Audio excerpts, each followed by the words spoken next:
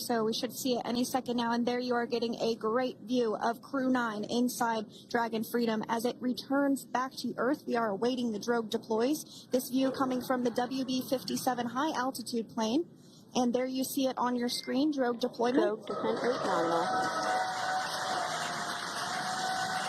You can hear the crowd here. Visual on 2 healthy drogues. The crowd here very excited as Dragon Freedom continues to make its way back to planet Earth.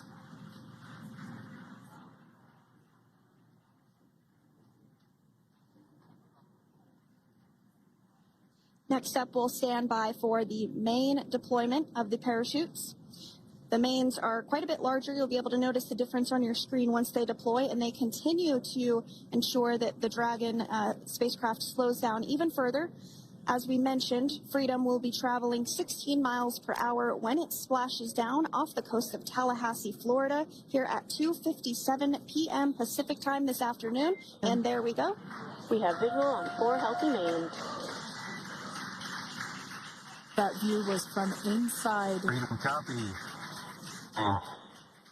That view was from inside one of the buckets where the parachutes are located. So we see a great view there of the reefing on those parachutes. And as those main parachutes begin to inflate fully, 4 beautiful, healthy mains.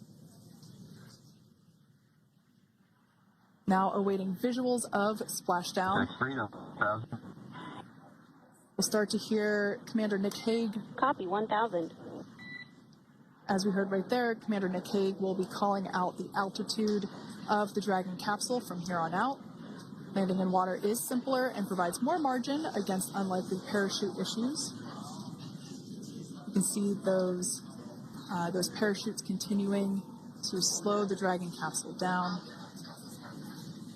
And if you're just joining us, you're looking at 800 meters. A live view of Crew-9 just minutes away from splashing down off the coast of Tallahassee, Florida. Splashdown 2 minutes from now at 2:57 p.m. Pacific. We do have 4 healthy mains really doing the job there. Just breathtaking views of a calm, glass-like ocean off the coast of Tallahassee, Florida.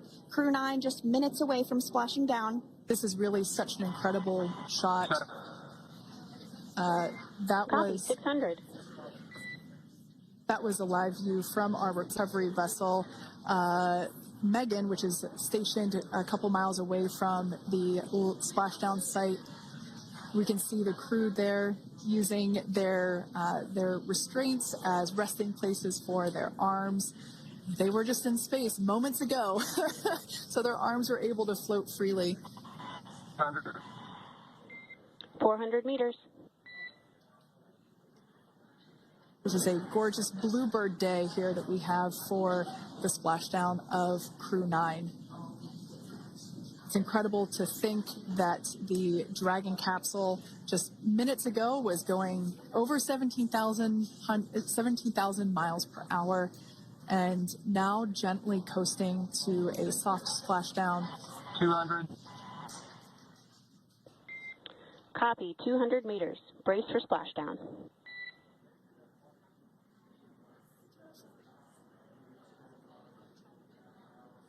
As you can see there on your screen, continuing to monitor progress of the Dragon spacecraft.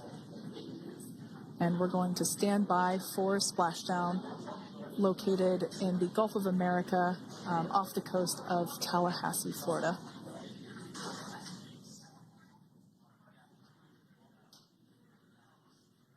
And splashdown, Crew-9 back on Earth.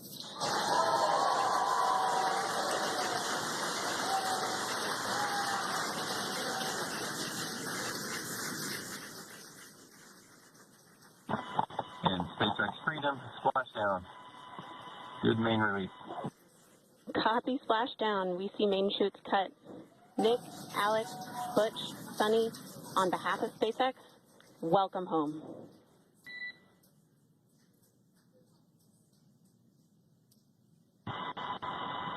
It is an amazing, what a ride. I see a capsule full of grams ear to ear.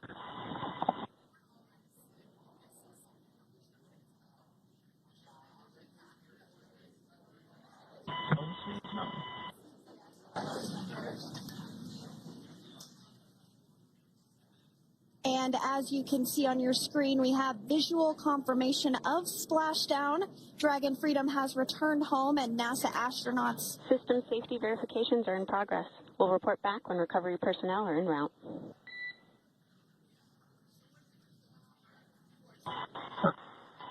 Understand. And, we're in section 2 of 4.800 landing response. And looking for your words on this is necessary.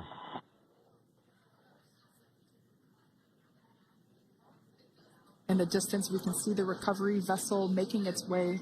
Copy, you're in section 2 for the environmental assessment in 4.800. That is not necessary today. Understand. Raising button. So we will continue to have communications between the Corps and Nick Hague, the commander of Crew Dragon Freedom, which just splashed down 2 minutes ago off the coast of Tallahassee, Florida. Dragon Freedom has returned home with NASA astronauts Nick Hague, Suni Williams, Butch Wilmore, and Roscosmos cosmonaut Alexander Gorbanov. They're back on Earth after approximately 17 hours of a return journey from space. The SpaceX recovery ship and team have been waiting for Dragon's splashdown, and they will now make their way to the splashdown location.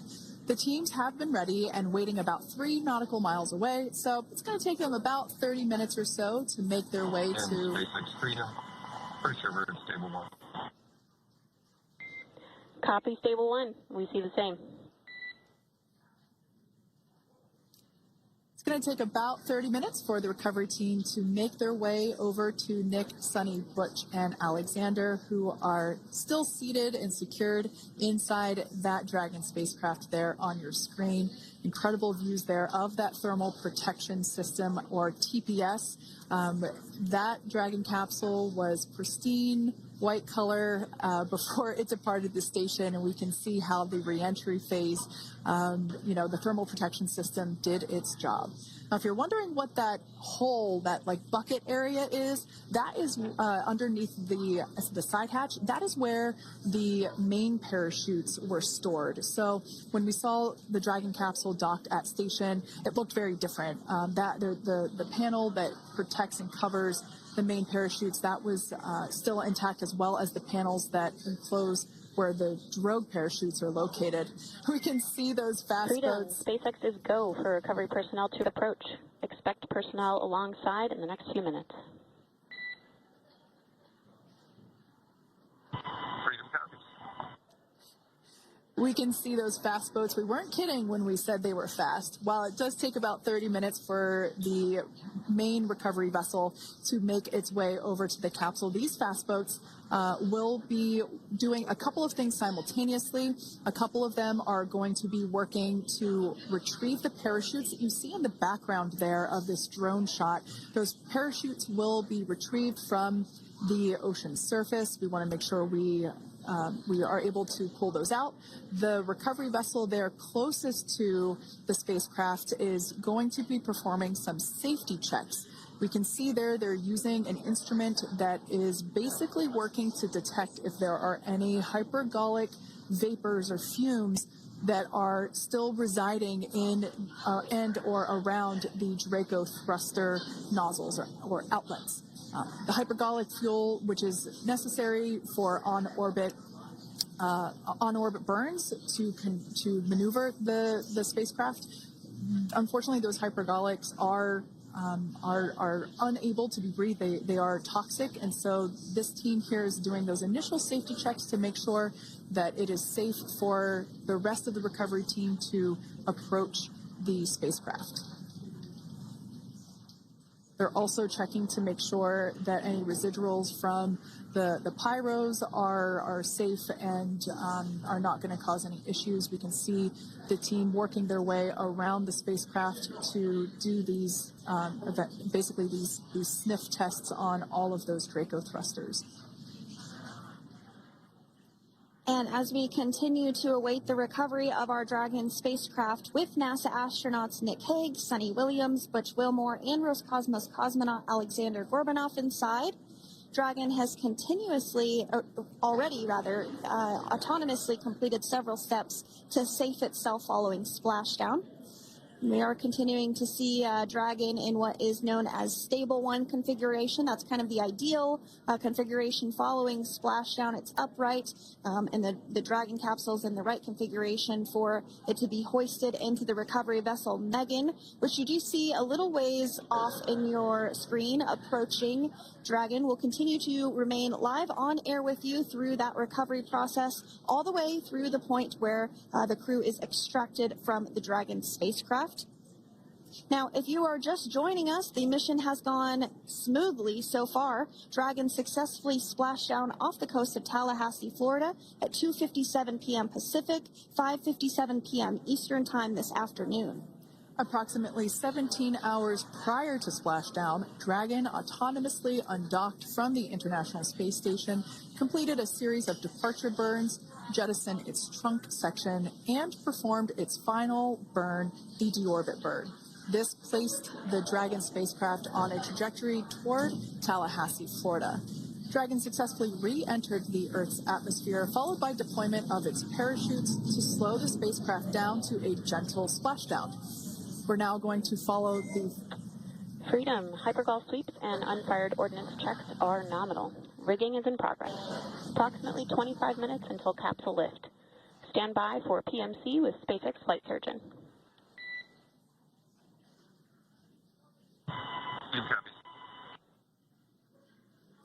And so what we did just hear there was communications that those hypergol checks were complete.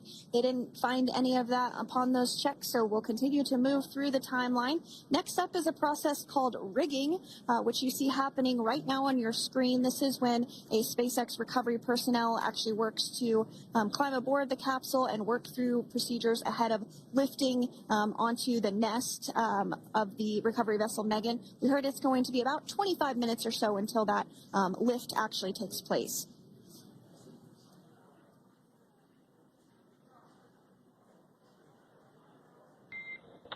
Okay, Freedom, the next call will be from the SpaceX flight surgeon on Dragon to Ground Private. Understand. Thank you. callouts there indicating that the crew will have the opportunity to do a quick check-in with the SpaceX flight surgeon. This is standard procedure for every Dragon spacecraft when it returns to Earth. It's just an initial check-in, make sure everybody is doing okay. They will also have another check-in with the flight surgeon once they are on board that recovery vessel that you see there in the background. We can now see that SpaceX recovery team member they're on top of the Dragon spacecraft. They are going to be working to install plugs in the Draco thrusters to ensure that none of those, and to ensure that no more